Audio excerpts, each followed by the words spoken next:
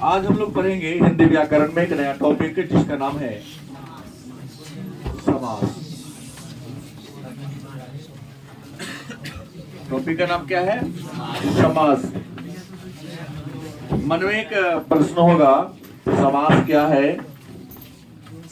या समास कहते किसे हैं? तो समास का परिभाषा आप दोगे जब दो या दो से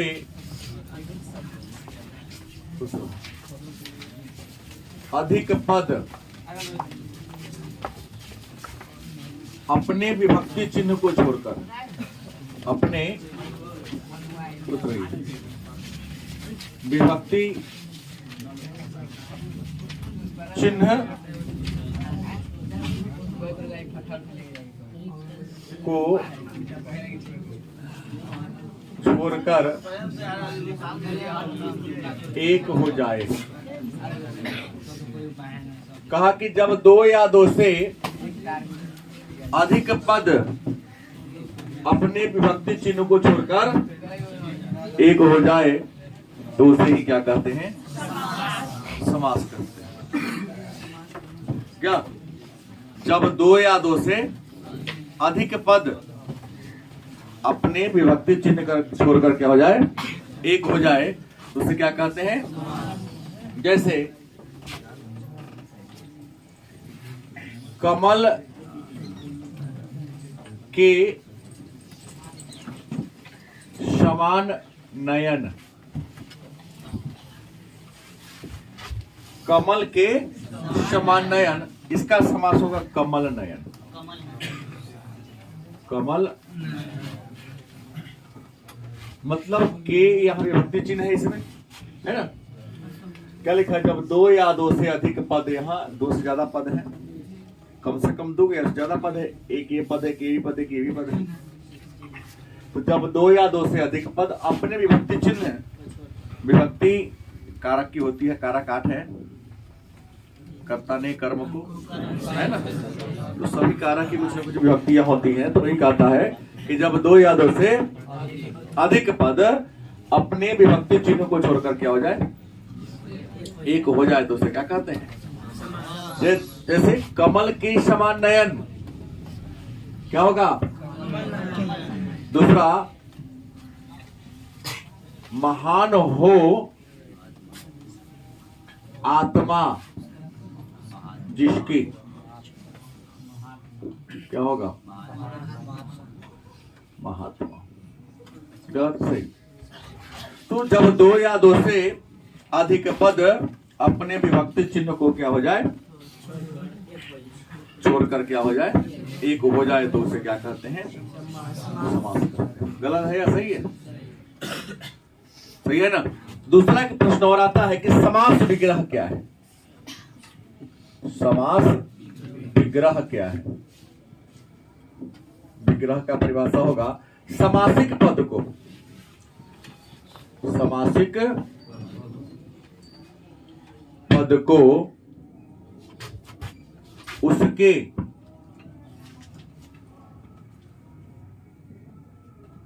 विभक्ति चिन्ह के साथ क्या कर देना? लिख देना। समासिक पद को उसके विभक्ति चिन्ह के साथ क्या कर देना? जैसे एक समासिक पद है हमारा यहाँ मृग नयनी, मृग नयनी एक समासिक पद है, तो इसको विभक्ति चिन्ह कैसे लिखेंगे? मृग के समान, मृग के समान नयन हो जिसका, नयन हो मृग के समान, उसे क्या कहते हैं? मतलब समासिक पद कौन हुआ? मृग नयनी। तो समासिक पद को उसके विभक्ति चिन्ह में विस्तार से, विभक्ति इसमें नहीं है, इसमें विभक्ति है इसमें। तो समासिक पद को उसके विभक्ति चिन्ह के साथ क्या कर देना? लिख देना। समास विग्रह कहलाता।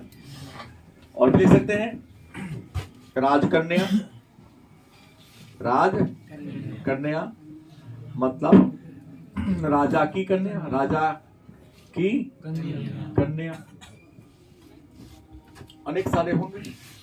समासिक पद को विभक्ति चिन्ह के साथ क्या कर देना, लिख देना, समास विग्रह कहलाता है। जैसे और ले सकते चंद्रमुख,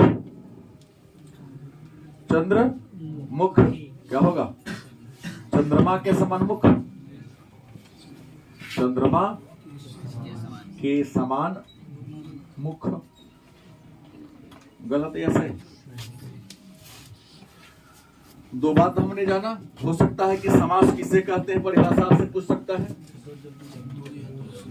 जब दो या दो से अधिक पद अपने विभक्ति चिन्ह को छोड़कर एक हो जाए तो उसे क्या कहोगे आप? नहीं, जैसे लिख देना, कमल के समान नयन हो जिसका, अर्थात कमल नयन, महान हो आत्मा जिसकी, महात्मा, चंद्रमा हो जिसके सिर पर, चंद्रशेखर, लंबा हो उदर, उदर माने पेट होता है, लंबा हो उदर जिसका, लंबोदर। और समासिक पद को विभक्ति चिन्ह के साथ क्या कर देना, लिख देना, समास विग्रह कहलाता है। कोई दिक्कत? तो समासिक पद हमने कहा मृगनयनी, तो मृग के समान नयन हो जिसका, राजकन्या, राजा की कन्या, चंद्रमुख, चंद्रमा के समान मुख। अब एक बात होगा, समास के भेद, समास के भेद कहो तब या प्रकार कहो। तो पहला जो है, 6 समास के कितने भेद हैं? 6 भेद है। पहला है अव्ययी भाव समास। दूसरा कौन है? तत्पुरुष समास। तीसरा कर्मधारय समास। चौथा, ठीक है, बहु व्रीहि समास। 5 द्विगु समास। 6 द्वंद्व समास। एक 7वां हम लोगों ने पढ़ा है, हाँ, नए समास या नंद समास। डाल लेते हैं, जाता क्या इसमें अपना है क्या, कोनो भारी बात तो है नहीं। अब एक एक करके इन सबके बारे में हम लोग क्या करेंगे, चर्चा करेंगे। तो सबसे पहला प्रश्न हमारा आता है कौन, एक में अव्ययी भाव समास। अव्ययी भाव समास, पहला प्रश्न आपके मन में क्या होगा? अव्ययी भाव समास क्या है, या अव्ययी भाव समास किसे कहते हैं? पूरा खड़ा कर दो। अव्ययी भाव समास क्या है, या अव्ययी भाव समास कहते किसे? तो अव्ययी भाव समास का हम 2-3 तरीके से परिभाषा देंगे। परिभाषा समझ में आ गई तो पद को पहचानना बड़ी आसान हो जाता है कि कौन सा समास है। पहला इसका डेफिनेशन मैं ये देता हूं कि जिस समासिक पद का प्रथम पद संज्ञा, गलत सही, जिस समासिक पद का, गलत, प्रथम पद अव्यय, अव्यय, वह दूसरा पद क्या हो, संज्ञा हो। लिखा जिस समासिक पद का पहला जो पद हो क्या हो, समास पदों का योग होता है। समास में कितने पद होते हैं? कम से कम 2। समास में कम से कम कितने पद होते हैं? तुम पढ़ते नहीं हो, हमने भेद पढ़ाया, हमने पद कहा 2, या लिखो दिया जब 2 या 2 से अधिक पद नहीं बचे। इसलिए मैंने कहा मंडे से इस समय कुछ नहीं पढ़ाने जा रहा हूं। जब तक नहीं प्रेशर होगा ना तो ऐसा ही चलेगा। मंडे से 4 दिन के बाद देखिएगा आधा लेगा हो जाएगा, ये फिक्स है। जिस समासिक पद का प्रथम पद क्या हो, अव्यय हो, और दूसरा पद क्या हो, उसे क्या कहते हैं, अव्ययी भाव समास कहते हैं। अब मन में एक प्रश्न होगा कि सर अव्यय का परिभाषा क्या होगा। अव्यय कहते कि अ जोर व्यय, अ का मतलब होता है ना, अव्यय का मतलब होता है खर्चा। मैंने साधारण शब्दों में कहा, परिभाषा ये इसकी नहीं होगी, लेकिन जो कहा एकदम 100% श्योर सत्य होगा। मतलब हमारे हिंदी में कुछ ऐसे भी शब्द है जिस पर लिंग का, वचन का, पुरुष का कोई फर्क नहीं पड़ता है, जैसा है वैसा के रहेगा। मनुष्य न किसी वस्तु का निर्माण कर सकता है, ना ही किसी वस्तु का विनाश कर सकता है। ये कौन कहता है, विज्ञान कहता है। तो अव्यय का परिभाषा होगा कि जिस पर लिंग का, वचन का और पुरुष का कोई प्रभाव, पता नहीं चलेगा कि स्त्रीलिंग है कि पुल्लिंग है, कि एक वचन में है कि बहुवचन में है, प्रथम पुरुष है कि मध्यम पुरुष है कि उत्तम पुरुष है। इस बात का जानकारी आपको क्या होगा, नहीं मिलेगी, तो उसे आप क्या कहोगे, अव्यय कहोगे। गलत सही। और दूसरा पद क्या हो, क्या हो, सब दूसरा पद क्या होगा, संज्ञा होगा। तुम बताओगे संज्ञा किसे कहते हैं? खड़ा हो ना, सोचना क्या है इस समय, 12वीं के बच्चे हो तुम। निमन शॉर्ट, निमन पैंट, हाँ, लेकिन संज्ञा इनको पता नहीं है। और दूसरी बात, जब रिजल्ट आएगा थोड़ी सी कमाई, सर नंबर काट लिया है। देखेंगे परीक्षा में उसी का नंबर आता है जो कर ले रहता है क्लास में। अंग्रेजी क्लास में आज तक तुम क्या किया, खड़ा हो, क्या अंग्रेजी में संज्ञा नहीं पढ़ाया? अरे अंग्रेजी या हिंदी मीडियम में अंग्रेजी पढ़ाई होती है, दिमाग क्यों नहीं लगाते हो? खड़ा हो, संज्ञा किसे कहते हैं? खास को। हम खास नहीं, हम आम है तो हमारा ना चलेगा, हम संज्ञा नहीं है जी। खड़ा हो, संज्ञा किसे कहते हैं? सिट डाउन, सब बैठ जाओ, कुछ नहीं व्यर्थ है। हमने कहा noun is the name of everything, नहीं, noun is the name of everything. संसार की जितनी वस्तु है, जिसको मैं देख रहा हूं, देख सकता हूं या नहीं देख रहा हूं, लेकिन सबका अपना क्या है, नाम है, सब क्या कहलाता है। संज्ञा को हम प्रातः महानाम भी कहते हैं, संज्ञा को महानाम भी कहा जाता है। तो 4000 रुपया बर्बाद करके आप लोग आगे जाओ ना, मांग लेना उधार पैसा। ऐसा संज्ञा पूछे हमको ना आया परिभाषा, मांग लेना पैसा।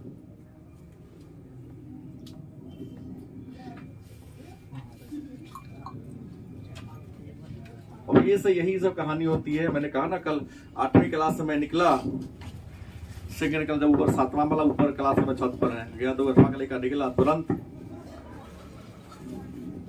निकाला सिगरेट। 8वीं क्लास का लगा, हम तो देख लिए, तो इसको मैं बनाया हूं। जो वहां के लोकल टीचर हैं, उन्होंने कहा सिगरेट पी रहा था। हालांकि एक पापा का है कि सर एक पर ध्यान देवे ना देवे कुछ, यहाँ लोग तो नन्हे हैं, तो बुलवाओ कर बात के क्या होगा, या तुम्हें भी दारू छोड़ूंगा तो वो छोड़ेगा। नेचर बदल देंगे, नेचर नहीं बदला सकता है कोई। पापा का आया, कहा कि सर गोर हाथ तोड़ दीजिएगा, हम कुछ नहीं करने वाले। देखो टांग के लाया तो हम लगता है 100 बेल्ट अपना बेटा को मारा होगा। गया कि स्कूल क्या है, बंद है, पकड़ लिया, बेल्ट मारते मारते लाया, फील्ड में भी आया तो कम से 50 बेल्ट मारा होगा। हम गए बीच बचाव करने, तो और जो पुरानी जैसा छोड़ दीजिए, नहीं डर है, पिरा दे दीजिए, ठीक है ना, बच्चा है ना, अपने दस में सुधर जाएगा। हम लोग उस परिवेश से आए हुए हैं। मैं तो अंदर जाके नहीं देखा था विद्यालय को, हम पहले शिक्षक को कोसते थे, नहीं गार्जियन को कोसने की जरूरत है। गार्जियन खुद नहीं चाहता कि मेरा बच्चा क्या हो, पढ़े, सरकार कुछ भी चाह लेगी। और मैंने कल के 2-3 दिन में मूल्यांकन किया है यही बात कि गरीब की स्थिति कभी सुधर नहीं सकती, क्योंकि सोच ही उसकी क्या है, गरीब है। और जो चाहेगा पढ़ना किचन में कमल खिला लेता है। गलत नहीं बोल रहा हूं, हम 4 दिन में ही मूल्यांकन कर लिए। संसाधन इतनी बर्बाद होती है जिसका हिसाब नहीं है। खाने पीने के वहां के जो अच्छे इतने अच्छे हैं कि खाने पीने में कोई कमी नहीं है। और बोला था प्रतिदिन 5 kg या 10 kg चावल का बर्बाद करता है, लेकर खाता इतना लेता इतना है। हमने कहा कल के रसोई कम उतना तो सर जगह तैको कम देवे ना, तो गांव के लोग जुट जाते हैं कि कम हमारा बेटा के दे दे। ये कहानी है। जो संसाधनों को बर्बाद करेगा सुखी कैसे हो सकता है जी? गलत कि सही? तो सरकार क्या है, मेरा क्या जाता, बर्बाद कर देंगे तो मेरा क्या जाता, उतना ही लो जितना खा जाए। गांधी ने कहा, गांधी ने क्या कहा कि हमारे पास पेट भरने के लिए बहुत कुछ है, लेकिन पेटी भरने के लिए कुछ भी नहीं है। अमीर इसलिए अमीर है क्योंकि पेट भरने की कोशिश करता है, और गरीब अमीर इसलिए नहीं, मतलब पेटी भरने का प्रयास कर लेता है, और पेटी भरने के क्रम में निकल का पेटी फाट लो, पेटी का पेट नहीं फाटल, कहाँ जाएगा? दोहराएगा तो गिरवे करेगा। मतलब इस बात को अन्यथा लेना। प्रतिदिन मैं देखता हूँ कम से कम 1 टोकरी चावल दाल सब्जी डस्टबिन में जाता है ना, तकलीफ होती है। क्योंकि इस देश, इस राज्य, उस संसाधन का स्वामी हम भी है। संसाधन पर सबका अधिकार है ना, वो रहेगा तो अगला लोग तो खा लेगा ना। और विश्व के कुछ ऐसे ऐसे लोग हैं, एक अखबार में मैंने पढ़ा था, 20 वर्षों से जूठा भोजन करके जिंदा है वो। कचरा में से सेब खाया था, फेंक दिया, उठा के धो धा के उसको खाता था। कुछ लोग फोटो खींचा कि बहुत गरीब होगा वो, लेकिन पता चला खरबपति है, गरीब नहीं है। वो संसार को दिखा रहा है कि तो संसाधन को बर्बाद मत करो। क्योंकि संसार के आज ही 5 से 6% लोग ऐसे हैं जो शाम में एक टाइम भूखा रहते हैं, उसको खाने के लिए अन्न नहीं मिलता है। इस सब रिपोर्ट है। प्रतिदिन कम से कम 8 से 10 हजार लोग अन्न के बिना क्या होते हैं, मरते हैं।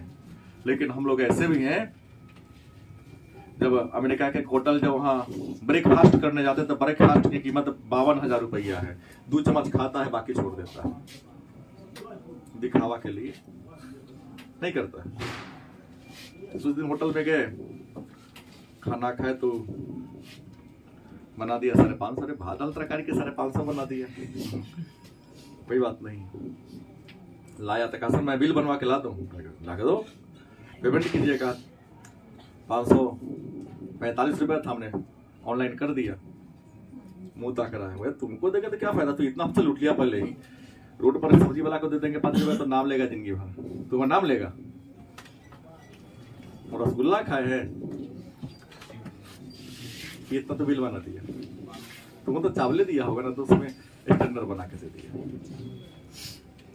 लोग टिप दे देते हैं 100 रुपया। अब भिखारी को 5 रुपया क्या करते हैं, नहीं देते हैं। टिप वाला होटल सब है यहाँ सीतामढ़ी में भी। तो प्रश्न ये है जो व्यय ना हो, खर्च ना हो, क्या जी। और दूसरा पद क्या हो, इतना प्रवचन तुम्हारे पर हुआ क्योंकि तुमको संज्ञा का परिभाषा नहीं आता है, और बचपन से ही संज्ञा पढ़ाया जा रहा है। गलत है, सही है? सही। अपनी कमी को पहचानो। संज्ञा मतलब नाम किसी का। अब देखो यहां क्या होगा, आ जन्म, आ होगा या नहीं होगा? आ जो जन्म, आ जन्म में कि एगो पद क्या होगा, आ दूसरा पद क्या होगा, जन्म। आ का स्त्रीलिंग क्या होगा, आय होगा। आ का पुल्लिंग क्या होगा, आ एक वचन में क्या होगा, आय होगा। आ बहुवचन में क्या होगा, आ का प्रथम पुरुष क्या होगा, मध्यम पुरुष। मतलब इस आ पर लिंग का, वचन का, पुरुष का कोई इफेक्ट पड़ रहा है? तो आ जन्म कौन समास हुआ? अब एक वेरी गुड, यथा भाव। यथा भाव कौन समास होगा? यथा जोर भाव। यथा ना स्त्रीलिंग है, ना पुल्लिंग है, पते न चल रहा है, न एक वचन में, न बहुवचन में, समय क्या है, बराबर है। अब भाव तो किसी का नाम हो सकता है ना, जन्म किसी का नाम हो सकता है ना, ना। प्रति दिन, दिन किसी का नाम हो सकता है, लेकिन प्रति हमेशा एक वचन में, बहुवचन में प्रतीय रहेगा। ये ना कि प्रति बहुवचन में प्रतीक हो जाएगा, ऐसा नहीं होगा। गलत कि सही? तो कोई विग्रह पहले करने आना चाहिए, तभी समास आपसे क्या होगा, धराएगा। एक तो परिभाषा में नहीं दिया, देखिएगा कि जब 2 खंड में तोड़िएगा, पहले का पर लिंग वचन कार, लड़का होता है, लड़का का लड़के हो जाते हैं, पता है कि नहीं होता है, लड़की का लड़कियां। एक और इसका परिभाषा है, ये अभी अधूरा पकड़े आप। कहता है जिस समासिक पद का, जिस समासिक पद का प्रथम पद तथा दूसरा पद समान हो। क्या हो? देखो लइका का बात है कि पूर्व पद प्रधानो इति अव्ययीभावः उत्तर पद प्रधानो इति तत्पुरुषः। ऊना पढ़ाता हूं मैं। कहला बोल दियो संस्कृत पढ़ावे पैसा दे ले छा।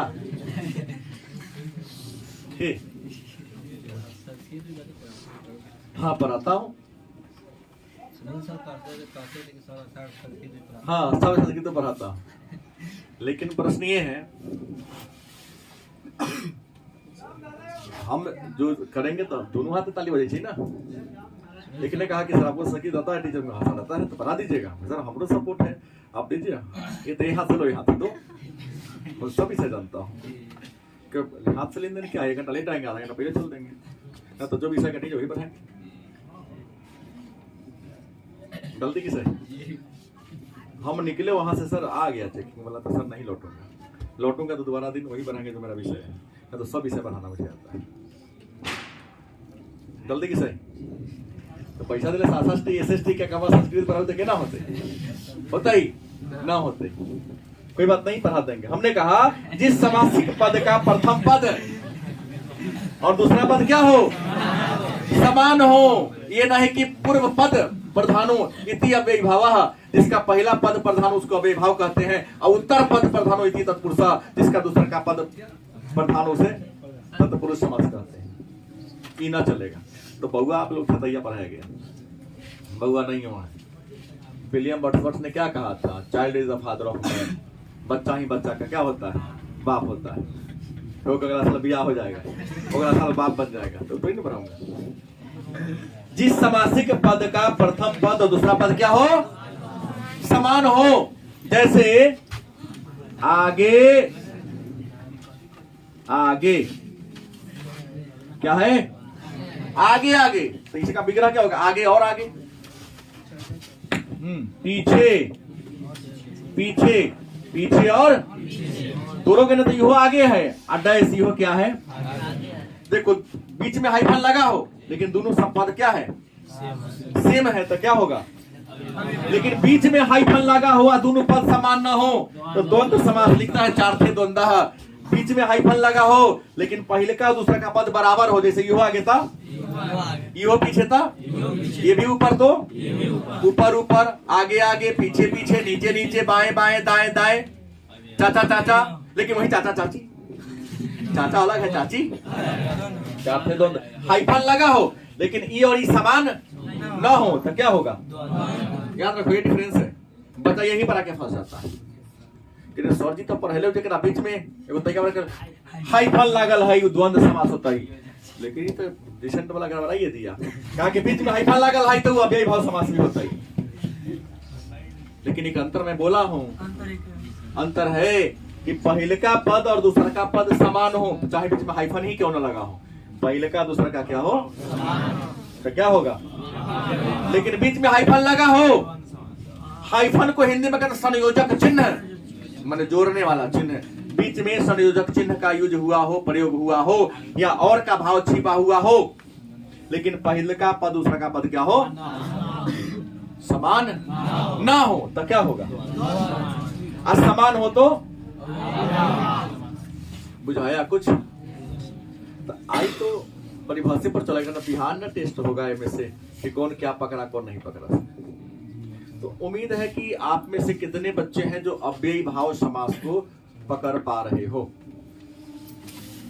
बुझा रहा है?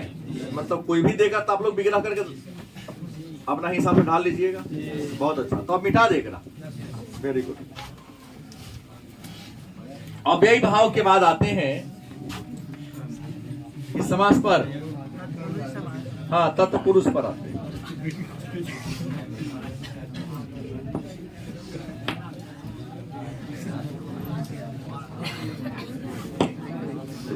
अव्ययीभाव के बाद किस पर आएंगे?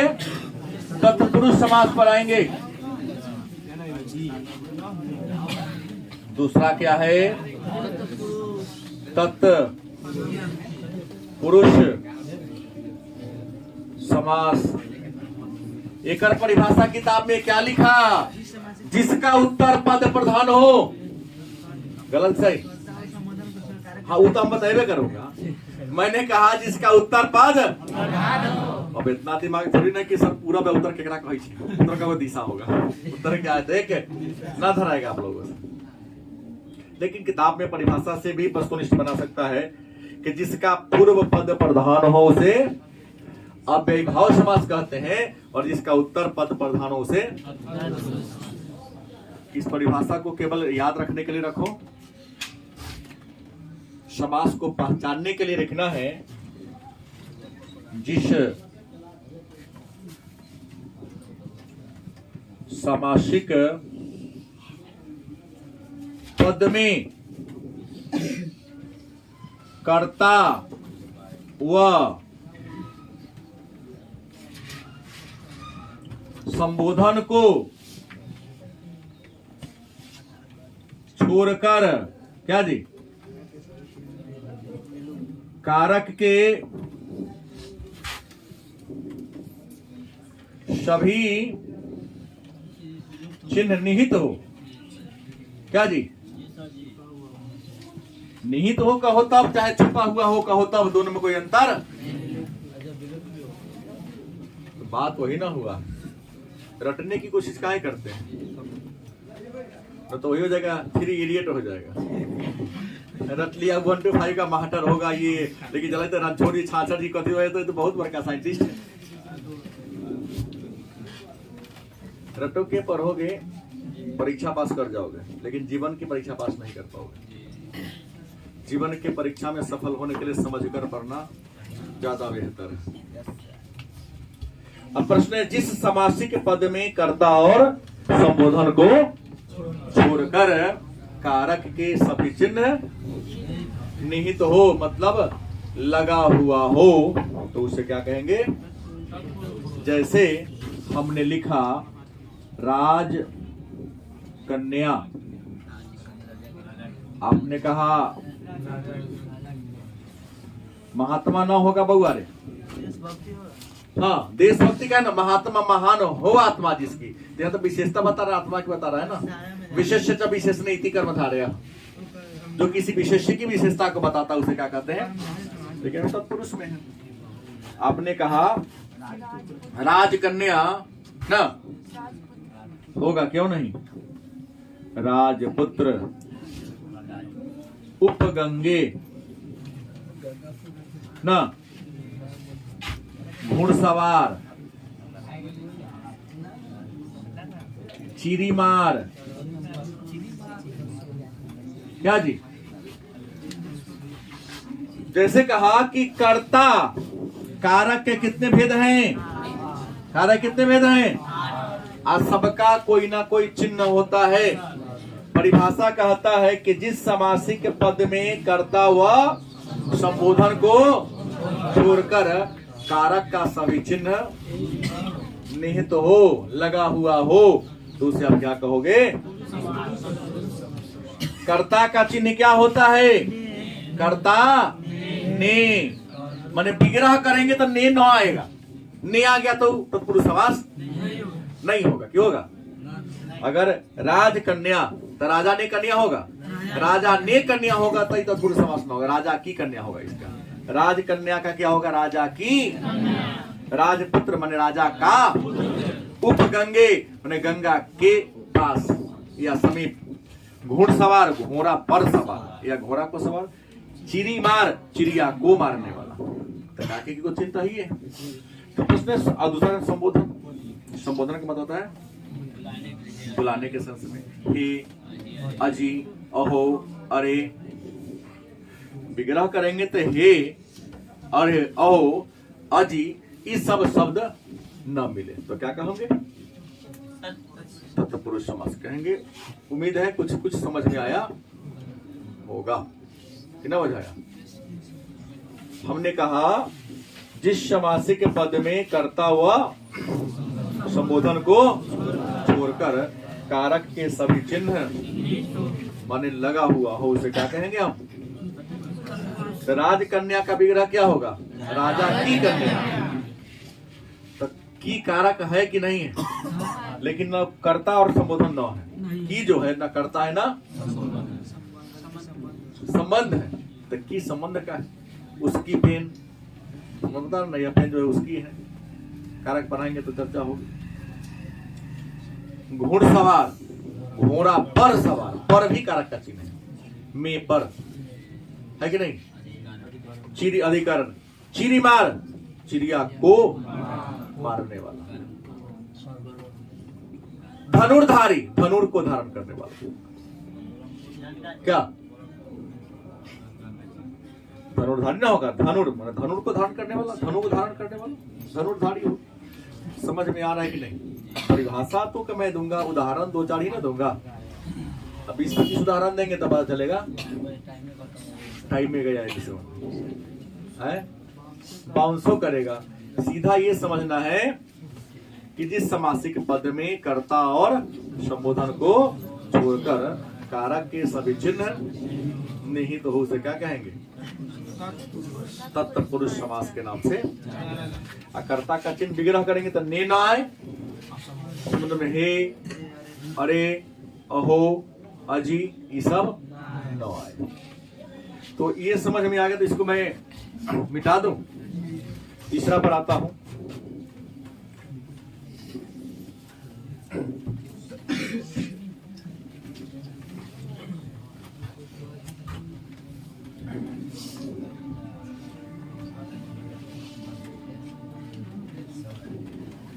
तीसरा कौन है?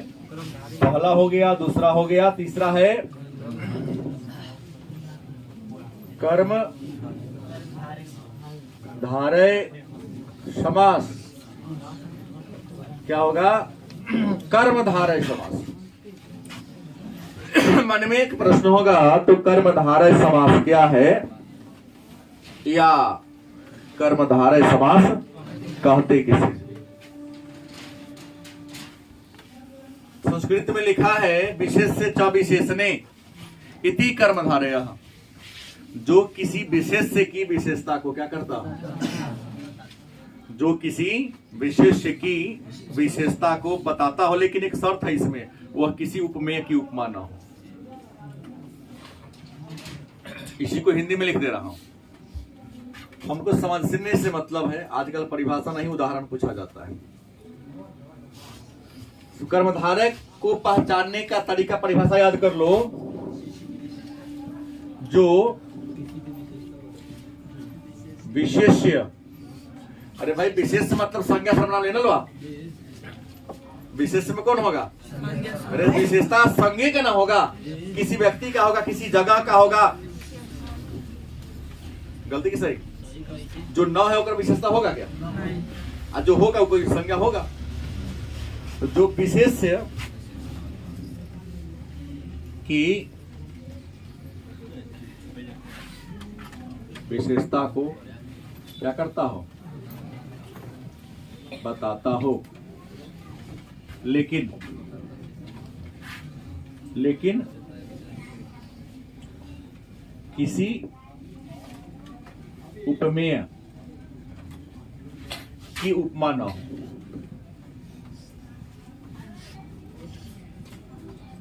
देखिए कहता है जो किसी की विशेषता बताता है, संज्ञा सर्वनाम की विशेषता बताता है, लेकिन वह संज्ञा सर्वनाम किसी भगवान का नाम न हो, वो किसी भगवान का पर्यायवाची। गलत सही? तो उसे क्या कहोगे? आसान शब्दों में कहा जाए, जो संज्ञा और सर्वनाम की विशेषता बताए। काला कुत्ता, क्या जी? कुत्ता की विशेषता क्या है? करिया है, काला है। रक्त वर्ण, लाल रंग, क्या जी? महात्मा, महान हो आत्मा, जिसकी आत्मा की विशेषता क्या है? हमने कहा ना महात्मा। महात्मा विग्रह क्या होगा? महान हो आत्मा जिसकी। तो आत्मा की खासियत क्या है? कि आत्मा महान है। महादेश, देश की विशेषता क्या है? कि बहुत महान है, बहुत बड़ा है। महाराष्ट्र, राष्ट्र में बहुत बड़ा राष्ट्र, बहुत बड़ा देश। मतलब जो किसी विषय की विशेषता को बताता हो। गलत सही? लेकिन किसी का उदाहरण हो, भगवान के नाम को पर्यायवाची न हो, तुम्हारे समझने के लिए जान लो आप। विशेषता बता रहा हो लेकिन किसी भगवान के नाम का पर्यायवाची समानार्थी शब्द न हो, इतना समझो ना, या पर्यायवाची शब्द न हो। पर्यायवाची होगा तो बहुब्रीहि हो जाएगा। क्या जी? महात्मा, महादेश, मृग नयनी, मृग नयनी, चरण कमल। अच्छा, आपने कहा पीताम्बर, मैं कहता हूं गलत है। पीताम्बर, लेकिन विग्रह करने पर निर्भर करता है। पीताम्बर पीला हो अंबर जिसका, तो पीताम्बर भगवान विष्णु का है। श्वेतांबर, पीताम्बर, रक्तांबर बरो ना। क्या जी? पीताम्बर भगवान विष्णु को कहते हैं, श्वेतांबर सरस्वती को कहते हैं। हमने कहा एक लाइन में किसी भगवान के नाम का पर्यायवाची न हो। देखो, चरण कमल, तो जिसका कमल किसके समान हो, जिसका चरण किसके समान हो। चरण की विशेषता क्या है? कमल के समान है। हाँ, नीलांबर होगा, कमल नयन होगा। हाँ, कमल नयन होगा, क्योंकि नयन माने आंख होता है, कमल फूल को कहते हैं। कमल के समान जिसका क्या हो, आंख हो, क्या कहलाएगा? नयन की विशेषता क्या है? कि वह कमल के समान है। नहीं, उसके बाद रक्त वर्ण मैंने पहले ही कह दिया। कृष्ण सर्प, सर्प की विशेषता क्या है? वह काला है। इस प्रकार की अगर बातें हो तो क्या होगा? एक लफ्ज जानो ना, जो किसी की विशेषता को बता रहा हो लेकिन किसी का पर्यायवाची, किसी उपमेय की उपमा, तो क्या कहलाएगा? कर्म। बात समझ में आई? अगर विशेषता हो गया किसी की तो क्या होगा? कर्मधारय होगा। लेकिन अगर किसी का उपमा हो गया तो कर्मधारय नहीं होगा।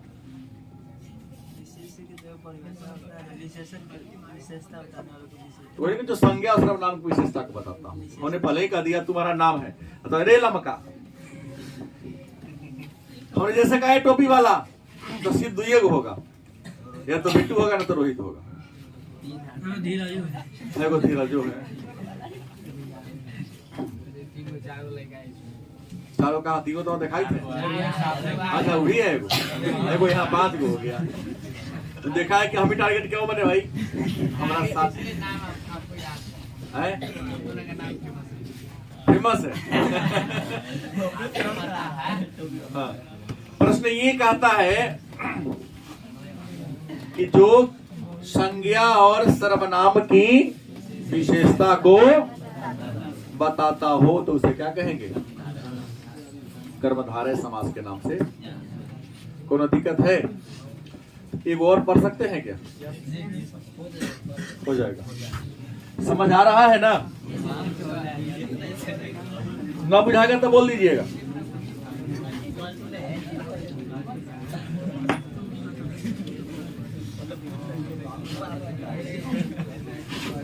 चौथा है बहुव्रीहि समास ना। इसका 3 गो परिभाषा, जिसका दोनों में से कोई पद हाँ प्रधान न हो, या इसको इसे लिख सकते हैं, जिसका अन्य पद क्या हो? प्रधान हो। ये ना होगा, जिसका दोनों में से कोई पद प्रधान, या जिसका अन्य पद, अन्य मतलब तीसरा हो ही जाता है, जिसका अन्य पद क्या हो? प्रधान हो, उसे क्या कहोगे? गलत सही?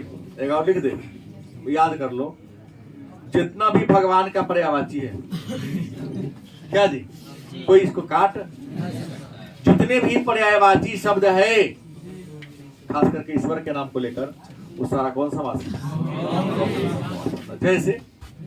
जैसे की बात करें तो हमने लिखा एक में चंद्रशेखर, मतलब चंद्रमा हो जिसके सिर पर, विग्रह करोगे तो क्या होगा? चंद्रमा हो जिसके सिर पर, क्या कहते हैं? लिखा चंद्रशेखर, लेकिन होगा क्या? शिव। चंद्रशेखर का मतलब शिव से होता है। नीलकंठ, नीलकंठ, जिसका कंठ नीला हो, इस ब्रह्मांड में एक ही है जिनका कंठ नीला है, वह शिव है ना। वीणा पानी, आपने क्या कहा? वीणा पानी। वीणा हो हाथ में जिसके, दो सरस्वती के हाथ में। दशानन, ठीक है, 10 आनंद। आनंद माने क्या होता है? सिर। आनंद माने क्या होता है? 10 सिर हो जिसको, उसे कहते दशानन। कौन होगा? कहते दशानन, लेकिन सिद्ध होता है रावण। गजानन, गज के समान, हाथी के समान सिर हो जिसका। गणेश, एक दंत, जिसको एक ही को दांत हो, है गणेश। लंबोदर, लंबा हो उधर माने पेट जिसका, क्या होगा?